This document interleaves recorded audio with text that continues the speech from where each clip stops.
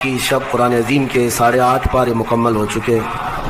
اللہ عز و جل مکمل قرآن عظیم کو صحیح تجوید سے پڑھنے اور آپ سب کو سماعت کرنے کی توفیق عطا فرمائے۔ سورہ اعراف آج تلاوت ہوئی ہے اور سورہ انعام کا کچھ حصہ۔ 8ویں پارے میں جو خاص سورہ اعراف میں ذکر آیا ہے وہ انسان کی تخلیق کا ذکر، یعنی سب سے پہلے اللہ تبارک و تعالیٰ نے انسان کو جو بنایا، یعنی سیدنا آدم علیہ السلام۔ اللہ تبارک و تعالیٰ نے فرمایا قرآن میں وَلَقَدْ خَلَقْنَاكُمْ ثُمَّ صَوَّرْنَاكُمْ، ہم نے تمہیں پیدا کیا اور پھر اچھی صورت بھی دی۔ بلکہ قرآن میں مولا فرماتا ہے ثُمَّ قُلْنَا لِلْمَلَائِكَةِ اسْجُدُوا لِآدَمَ، پھر ہم نے فرشتوں سے کہا کہ تم آدم کو سجدہ کرو۔ یہ تخلیق کی جو ابتدا ہے، اس کے متعلق جو روایات ملتی ہیں تفاسیر میں، چند باتیں میں عرض کرتا ہوں۔ آدم علیہ الصلوۃ والتسلیم کو جب پیدا کرنا اللہ تبارک و تعالیٰ نے ارادہ فرمایا تو فرشتوں سے فرمایا، فرشتوں سے یوں کہا کہ میں زمین میں اپنا ایک نائب بنانا چاہتا ہوں، اپنا خلیفہ۔ اب اندازہ کریں انسان کو اللہ نے اپنا خلیفہ فرمایا۔ نائب کس بات کا؟ خلیفہ کیا ہوتا ہے؟ یعنی اللہ تبارک و تعالیٰ کے احکام کو زمین پر نافذ کرنے والا، اسی کو خلیفہ کہیں گے۔ خلیفہ کا مطلب وہ مت سمجھو آپ جو پیر صاحب کے خلیفہ ہوتے ہیں۔ اللہ تبارک و تعالیٰ کی رضا کے مطابق اس زمین پر زندگی گزارنے والا اور احکام الہیہ کو ہی نافذ کرنے والا وہ خلیفہ ہے زمین۔ ناظرین السلام علیکم ورحمۃ اللہ وبرکاتہ۔ ناظرین آپ کو سنانے جا رہے ہیں مفتی سلمان اظہری صاحب کا بیان۔ آپ آ چکے ہیں نیو اسلامک منظر چینل میں، آپ چینل کو سبسکرائب اگر نہیں کیے ہیں کر دیجیے گا۔ آپ کو وہ واقعہ سنانے جا رہے ہیں جو حضرت آدم علیہ السلام کا پیدائش سے لے کر پھر تک کیا ہوا، وہ سارا بیان میں آپ کو حضرت سنائیں گے۔ آپ آخر تک سنیے، پسند آئے تو ویڈیو کو لائک ایوم شیئر کر دیجیے گا۔ چینل پر اگر نئے ہیں تو سبسکرائب کر دیجیے گا۔ دوستو آپ ویڈیو کو بہت کم واچ کرتے ہیں، ماشاءاللہ آپ حضرت کا بیان سننے کے لیے آ ہی گئے ہیں تو بیان کو فل سن کے جائیے۔ سنیے آپ فل بیان کو۔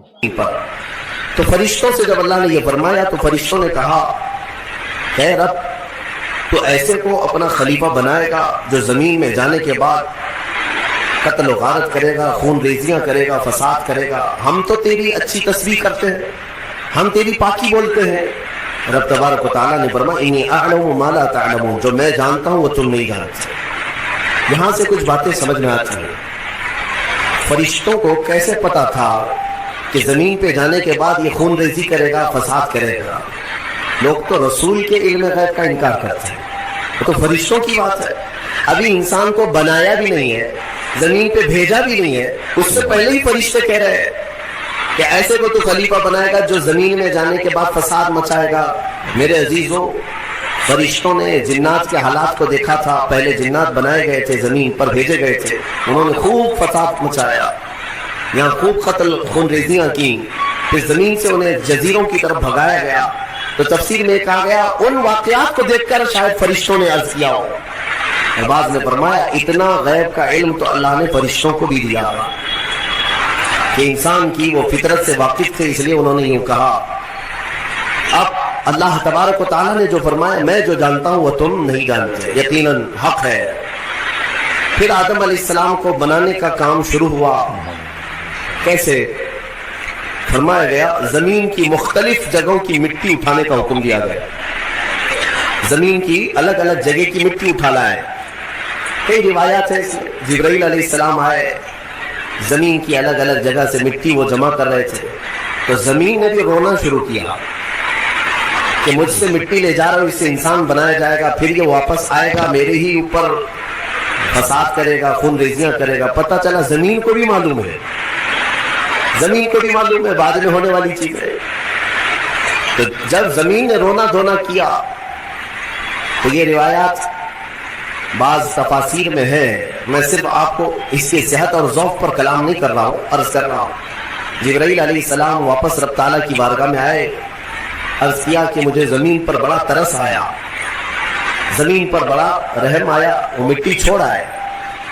اسی طرح کئی فرشتے آئے، میکائیل علیہ السلام، اسرافیل علیہ السلام، زمین کا وہی رونا دھونا تھا۔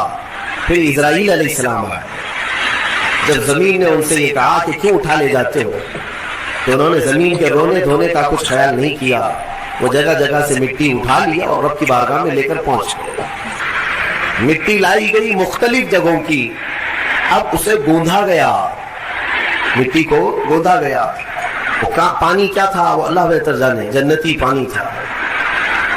مٹی کو جب گوندھا گیا، یہ پورا پروسیس قرآن میں بیان کیا گیا ہے اور بعض احادیث میں بھی ہے۔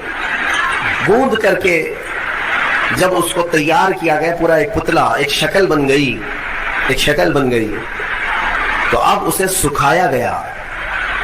قرآن میں یہ بھی فرماتا ہے تعالیٰ وَلَقَدْ خَلَقْنَا الْإِنسَانَ مِنْ صَلْصَالٍ كَالْفَخَّارِ، یعنی بجتی ہوئی مٹی جو ہوتی ہے نا، مٹکا جیسے ٹک ٹک آواز آئے، بجتی ہوئی مٹی سے ہم نے انسان کو بنایا۔ جب پورا پتلا تیار ہوا، پھر اس پر بارش برسائی گئی، اس پر 40 دن تک بارش برسائی گئی مضبوط کرنے کے لیے۔ اب اس پتلے پر جو بارش برسی، اس کے بارے میں بزرگوں نے فرمایا 40 دن کی بارش میں 39 دن تک غم کی بارش ہوئی، 1 دن خوشی کی بارش ہوئی۔ اس لیے انسان کی زندگی میں غم زیادہ ہے، خوشیاں کم ہیں۔ تو یہ 40 دن کی بارش کے بعد اب جب اس پوری شکل کو اللہ تبارک و تعالیٰ نے ترتیب دیا۔ ہاں ایک بات یہ بھی میں بتا دوں، اللہ تبارک و تعالیٰ قادر مطلق مسبب الاسباب، جب وہ دنیا کی تخلیق پر آئے تو کن کہے تو سب ہو جائے، کن فیکون۔ قرآن میں رب تعالیٰ فرماتا ہے ہو جا تو سب ہو جاتے، ہو جا۔ زمین کو اس نے کہا ہو جا تو زمین بچھ گئی، ایسا نہیں کہ الگ الگ بیٹ ڈالا گیا ہو کہیں سے۔ رب تبارک و تعالیٰ وہ قادر مطلق ہے، کن سے ساری چیزوں کو وجود میں لے آئے۔ لیکن انسان کو جو بنایا گیا، یہاں پر بھی ہو سکتا ہے کہہ دیا جائے ہو جا تو ہو جاتا، تیار ہو جاتا، لیکن بعض اب ایک پروسیس سے اسے گزارا گیا ہے، یہ اس کی شان کے لیے۔ اچھا یہ تو مجھے نہیں معلوم، ہاتھ بنائے گئے، پیر بنائے گئے، پیٹ بنایا گیا، گردن بنائی گئی، سب کچھ تو شکل دی گئی ہے نا، فرشتوں کے ذریعے سے دی گئی ہے۔ لیکن فرمایا گیا انسان کے چہرے کو اللہ نے اپنے دست قدرت سے بنایا، اسی لیے چہرے کو عیب مت لگاؤ، یہ اللہ کی تخلیق ہے، اللہ کی تخلیق ہے۔ تم گالیاں دینے میں ایسے ہی کہہ دیتے ہو کہ ٹیڑھے چہرے والا، ہاں نک کٹا، تن کٹا، یہ سب الفاظ ایسے ہیں جو اللہ کی تخلیق کو تم گالی دے رہے ہو۔ چہرے کو عیب لگانا اللہ کو ہرگز پسند نہیں، اللہ کی تخلیق ہے۔ اور یہ مختلف جو رنگوں کے لوگ پیدا ہوئے، یہ مٹی کی وجہ سے ہے۔ زمین کی مٹی کہیں کی لال ہے، کہیں کی کالی ہے، کہیں کی پیلی ہے، کہیں کی سفید ہے۔ تو جس کے خمیر میں یعنی جس طرح کی مٹی زیادہ اثر کر گئی، وہ رنگ وہ لے کر کے آتا ہے۔ انسانوں میں بھی کچھ کالے ہیں، کچھ گورے ہیں، کچھ لال ہیں، کچھ سانولے ہیں، الگ الگ شکلیں ہیں، اور الگ الگ یہ رنگ جو ہے یہ مٹی کی وجہ سے ہے۔ مٹی کی خاصیت جس پر جیسی ہوگی اس طرح کا وہ رنگ لے آئے گا۔ ہاں اسی لیے اس پر صبر بھی کر لے جاؤ جو رنگ تمہارے پاس ہے، کہ یہ ہماری خمیر میں ہے۔ اس بات پر راضی ہو جاؤ کہ میرے مولا کی تخلیق ہے یہ، اور اس نے جیسا پسند کیا ویسے مجھے بنایا، بس اس بات پر صبر آ جائے گا۔ کوئی بھی اپنا چہرہ آئینے میں دیکھے تو دعا بھی میرے آقا نے کیا سکھائی پتا ہے؟ دعا بھی، چاہے کالے آدمی ہو، گورے آدمی ہو، کسی بھی طرح کے ہو، ایک ہی دعا حضور نے تعلیم دی، ایک ہی دعا۔ آئینہ دیکھو تو یہ دعا پڑھو، اللہم حسنت خلقی فحسن خلقی، اے اللہ تو نے میرا چہرہ کتنا اچھا بنایا ہے، مولا اسی طرح میرے اخلاق بھی اچھے بنا۔ یہ دعا حضور نے فرمائی۔ تو کیا کالا آدمی یہ دیکھ کر کے دعا نہیں کرے گا؟ سانولا نہیں دعا کرے گا؟ ہر آدمی یہی دعا کرے گا کہ اے اللہ تو نے میرا چہرہ کتنا اچھا بنایا، کتنا اچھا بنایا۔ ہاں دعا یہی کیا کرو کہ اللہ نے سب کے چہرے اچھے بنائے، تمہیں اندازہ نہیں ہے۔ اور چہرے کو عیب لگانا اتنا گناہ ہے۔ میں آپ کو بتاؤں، آپ کی کیفیت جو ہے نا، آپ کی کیفیت، آپ اتنے خوبصورت ہیں، اتنے خوبصورت ہیں جس کا آپ کو خود کو اندازہ نہیں ہے۔ خلیفہ ہارون رشید نے اپنی بیوی سے ایک دن رات میں 14ویں کا چاند چمک رہا تھا، باہر یہ لوگ رات میں سوئے ہوئے تھے، بادشاہوں کو ایسی کبھی نہ کبھی شرارت سوچتی ہے، کہہ دیا کہ بیگم اگر تو یہ 14ویں کے چاند سے زیادہ خوبصورت نہیں نکلی تو تجھے طلاق۔ اگر بیوی اس سے زیادہ خوبصورت نہیں نکلی تو تجھے طلاق۔ آپ یہ جملہ نہ کہیں۔ وہ خلیفہ تھا، وہ بادشاہ تھا، اس نے کہا اب طلاق کا لفظ یہ معمولی نہیں ہے، گالی نہیں ہے، یہ بولی ہے۔ हाँ, बाज लोग ये समझते हैं गाली देने के लिए बीवी को तलाक कहा है। मियाँ गाली नहीं है, ये रिश्ते खत्म हो जाते हैं। दूसरे दिन ये मसला उठा, मलिका ने, बेगम ने मसला रखा कि आखिर मेरी तलाक हुई या फिर मैं निकाह में हूं, ये कैसे पता चलेगा कि मैं चांद से ज्यादा खूबसूरत हूं कि नहीं, ये कौन बताएगा। तो बहुत सारे उलमा इस बहस में मशगूल हो गए, सबों को आजिज़ी आ गई। बड़े फकीह थे उस जमाने में, बहुत बड़े फकीह, उनके पास जब ये मसला पहुंचा, गालिबन इमाम शाफी है उनके पास ये मसला पहुंचा, उन्होंने पूछा कि क्या मसला है। कहा कि ऐसे ऐसे खलीफा हारून रशीद ने कहा है। तो उन्होंने पूरा मसला सुनने के बाद कहा जाओ तलाक नहीं हुई। कहा वो कैसे। कहा इसलिए कि जुबैदा ही नहीं, बहुत सारे लोग चांद से ज्यादा खूबसूरत है। क्यों। कहा कुरान में अल्लाह ने फरमाया लक़द खलक़नल इंसान फी अहसनि तक़वीम, हमने इंसान को सबसे आला सूरत में पैदा किया है। सबसे आला का मतलब वो चांद से भी आला, चांद से भी हसीन पैदा किया है। तो हर इंसान को अल्लाह ताला ने चांद से भी ज्यादा आला सूरत अता किया है। लिहाजा चेहरों को ऐब लगाना छोड़ दो और अल्लाह तबारक व तआला की रजा पर राजी रहो। अब आगे की बात सुने। पूरा इंसान तैयार हुआ, इसमें रूह फूंकी जानी थी, इस इंसान को बोलता हुआ चलता हुआ और रूह वाला बनाना था। तो फरमाया गया कि उनके पेशानी पर, उनकी नाक से रूह को डाला गया। रूह क्या चीज है। रूह को देखा आपने, रूह को देखा है। हाँ, इस मसले में तो सारी दुनिया आज भी परेशान है। कुरान ने भी ये सवाल किया है, सहाबा ने आकर सवाल किया था और अल्लाह ने जवाब भी दिया। आज दूसरी कौमों वाले भी इस बात को मानते हैं कि आत्मा एक निराकार होती है, यानी दिखती नहीं है, रूह दिखती नहीं है, लेकिन है क्या चीज है। तो रब तबारक व तआला ने फरमाया यसअलूनका अनिर रूह कुल रूह मिन अम्रि रब्बी। ऐ महबूब, आपसे लोग रूह के बारे में सवाल करते हैं, आप फरमाते हैं रूह अल्लाह का एक हुक्म है, ये नूर है। जिस तरह रोशनी फैली हुई है, पकड़ में नहीं आती और पता नहीं चलती, रूह इसी तरह एक नूर है। जब इस रूह को उस जिस्म में डाला गया तो बाज बुजुर्गों ने फरमाया कि रूह बाहर निकल आई। कहा कि अंदर बहुत अंधेरा है, अंदर मट्टी का बना हुआ इंसान, अंधेरा बहुत है। रूह नूर है, मट्टी में अंदर अंधेरा है। तो फिर दोबारा डाला गया, फिर वो रूह करार न पाई, बाहर निकल आई। तो मुफस्सिरीन फरमाते हैं फिर आदम अलैहिस्सलाम की पेशानी पर नूरे मोहम्मदी को रखा गया। अल्लाह ताला ने अपने हबीब पाक सल्लल्लाहु अलैहि वसल्लम के नूर को आदम अलैहिस्सलाम की पेशानी में वदियत फरमाया, फिर रूह को डाला गया। अब रूह जाकर जिस्म में करार पाई और फिर आदम अलैहिस्सलाम को सबसे पहले एक छींक आई और छींक आते ही सबसे पहले आपकी जुबान से एक जुमला निकला अल्हम्दुलिल्लाह।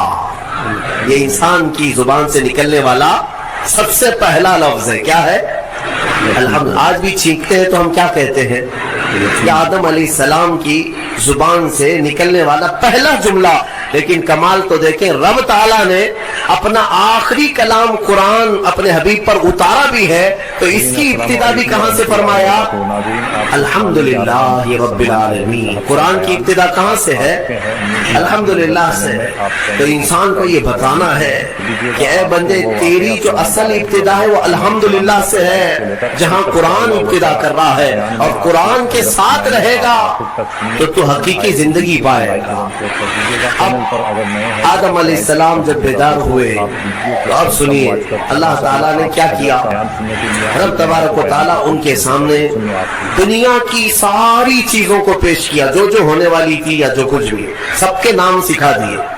वअल्लम आदम अस्माअ कुल्लहा, सब चीजों के नाम आदम अलैहिस्सलाम को सिखा दिए।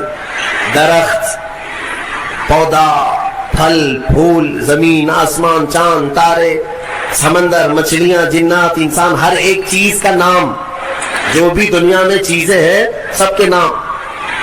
अब मसला ये था कि फरिश्ते जो पूछ रहे थे ना, ऐसे को क्यों खलीफा बनाएगा, अब फरिश्तों को अल्लाह ने बुलाया। आओ। फिर ये दुनिया की चीजों को फरिश्तों के सामने पेश किया गया। बताओ इसका नाम क्या है? इसका नाम क्या है?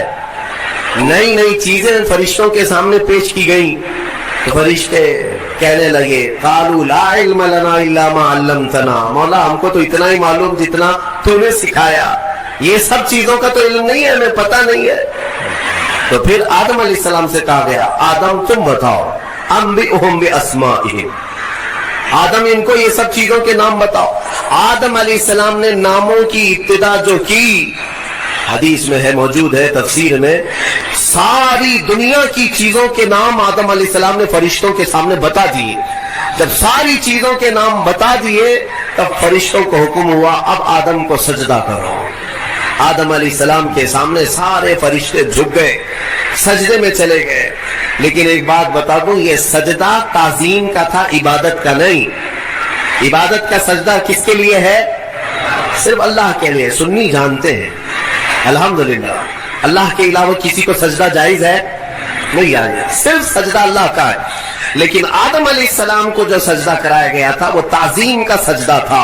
अब हुक्म जो हुआ है वही कुरान में आज हमने पढ़ा है। अल्लाह ने फरमाया सबके सब सजदा करो, सब सजदे में चले गए।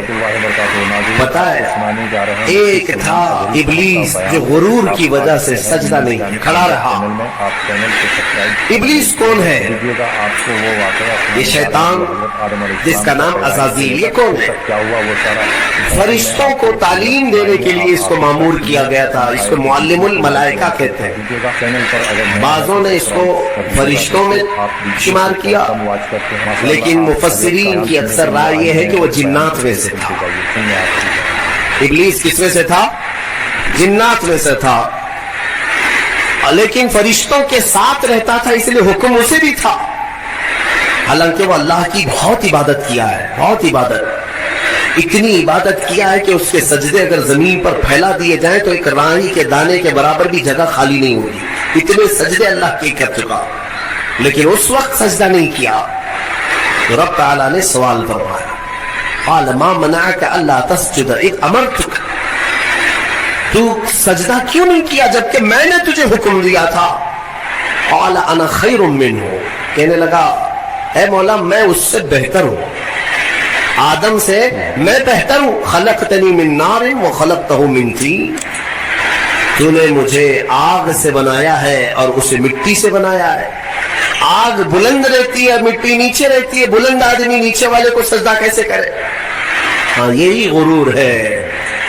अब इससे पता चला कि कायनात का सबसे पहला गुनाह वो तकब्बुर है, गुरूर, घमंड, मैंपन, कि मैं ये हूं उसके सामने क्यों झुकूं।